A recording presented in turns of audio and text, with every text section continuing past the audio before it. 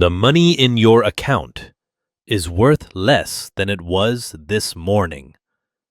Not because the market crashed, not because you spent it, because of a decision made in a room you were never allowed inside.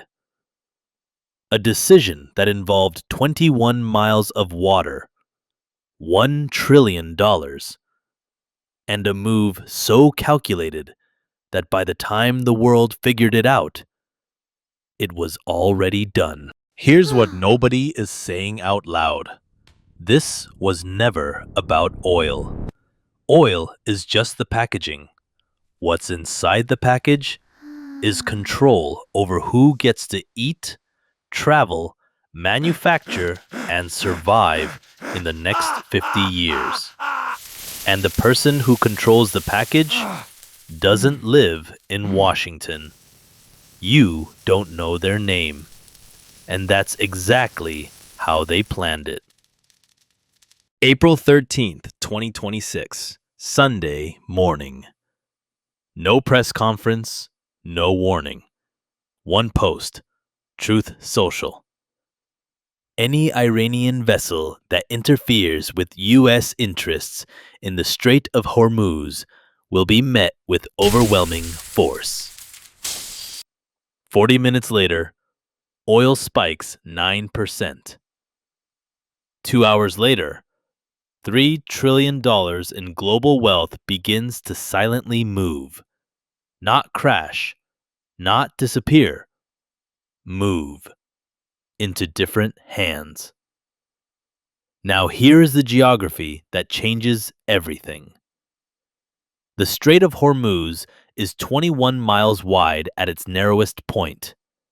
21 miles. Smaller than the distance between most city suburbs. And yet, through that single gap, every single day flows 20 million barrels of oil. Saudi oil, Iraqi oil, UAE oil, Kuwaiti oil. 1/5 of everything the world burns to function. Not through pipes, not by air, by ship. Through that one passage. Trump just parked the United States Navy directly inside it. But here's the problem. That's not actually the dangerous part.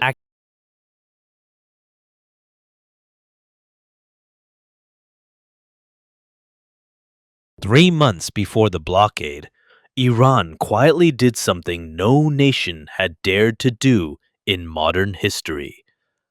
They turned international waters into a toll road. Up to $2 million per tanker, per crossing. China's ships sailed through free. Everyone else paid, or waited, or turned back. The world's most critical supply channel became a private business owned by Tehran. So Trump didn't negotiate. He didn't sanction. He did something nobody modeled for. He blockaded Iran's own ports.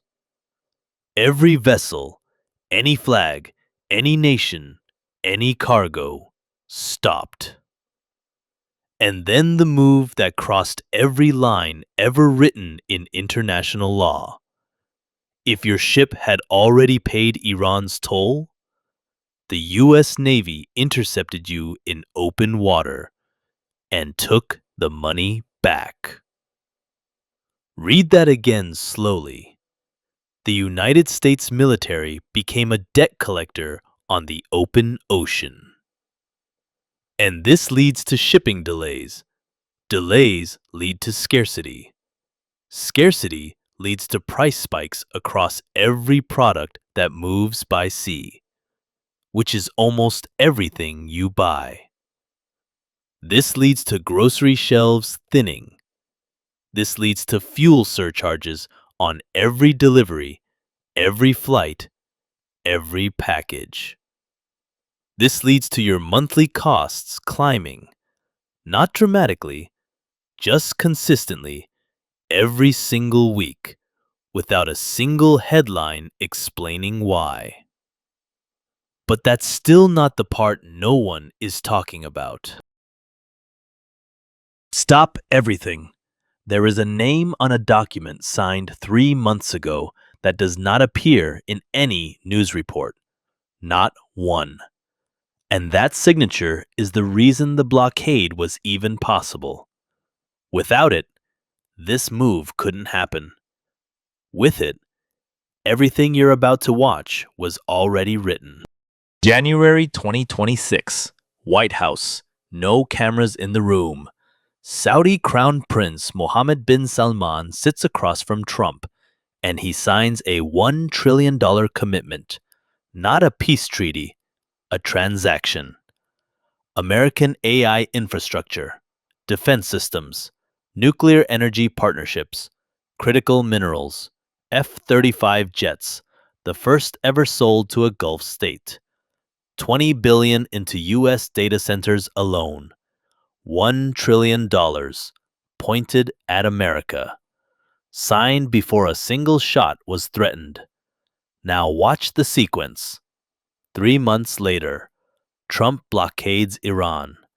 Saudi Arabia immediately opens its Red Sea pipeline to maximum capacity. The gap left by Iranian oil filled instantly, as if it was rehearsed, because it was. Cut off the supplier the world fears, elevate the supplier the world depends on. Position yourself as the indispensable broker between the two, and collect $1 trillion before the cameras turn on. This is the Uno reverse. Iran tried to hold the world's energy hostage. America didn't free the hostage. America became the hostage negotiator and started billing every nation on Earth for the service. But here's what no one has priced in yet. China saw every single move in real time, and China is not reaching for its navy.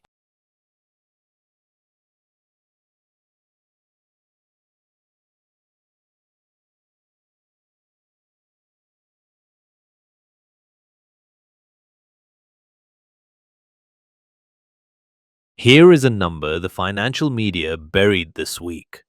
300. That is the number of tankers currently moving oil through the blockade zone, with no registered name, no insurance, no GPS signal. They are invisible to satellite, invisible to markets, invisible to sanctions.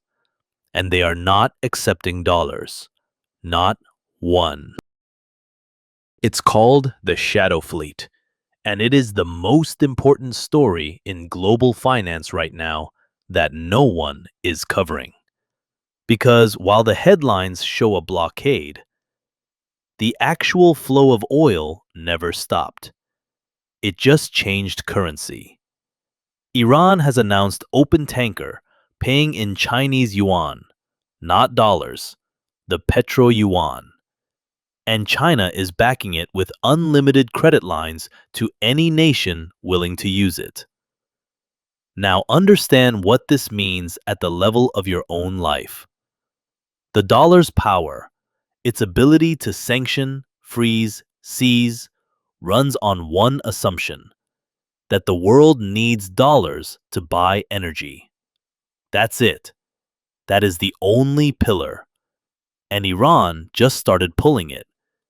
Every nation that quietly settles one oil trade in yuan to avoid the blockade makes the dollar 0.001% weaker as a weapon. It's invisible, it's slow, but it compounds.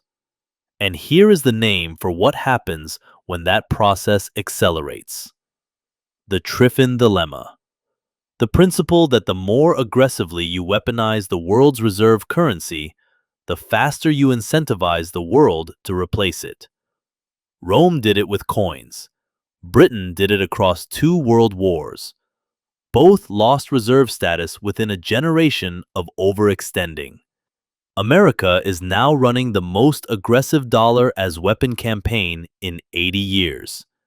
And the world is not watching passively.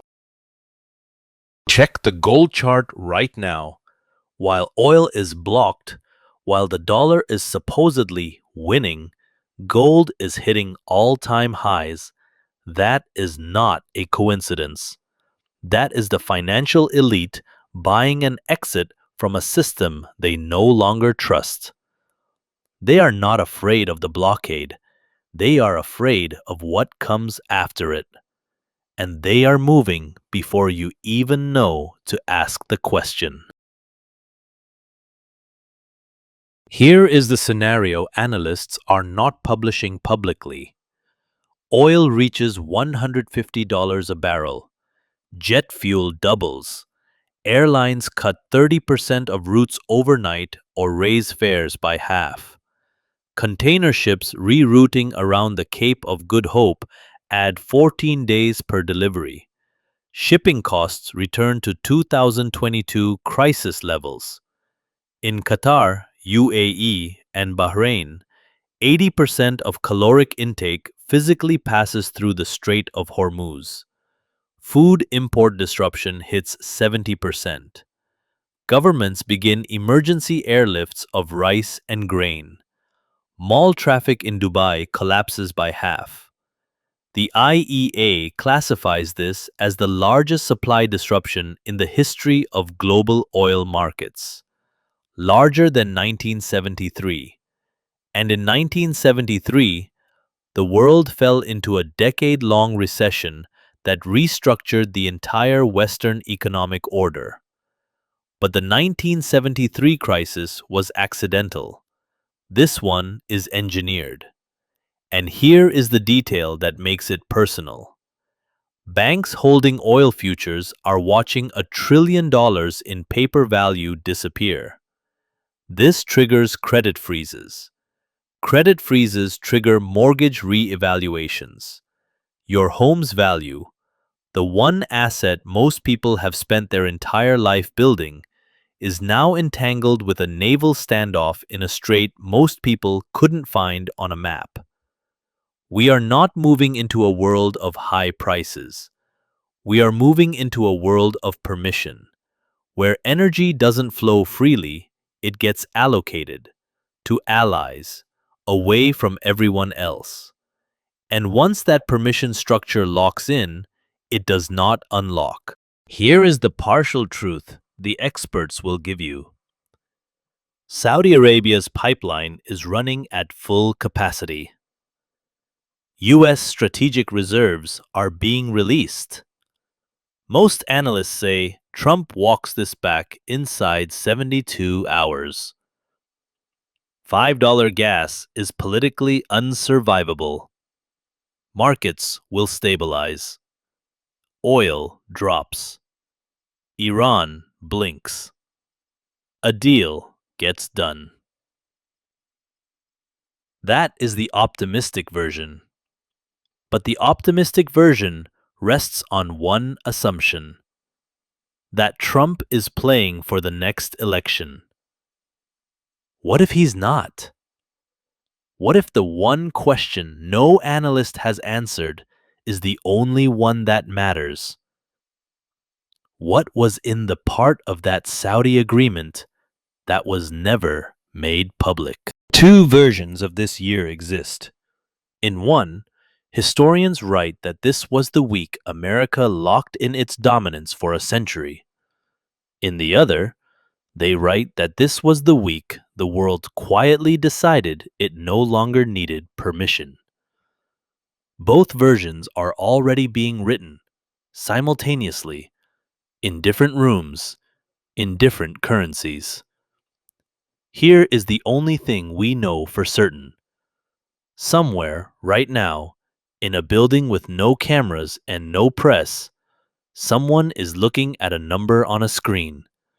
And that number will determine whether the money in your account means the same thing next year that it means today. You won't get a warning. You won't get a headline.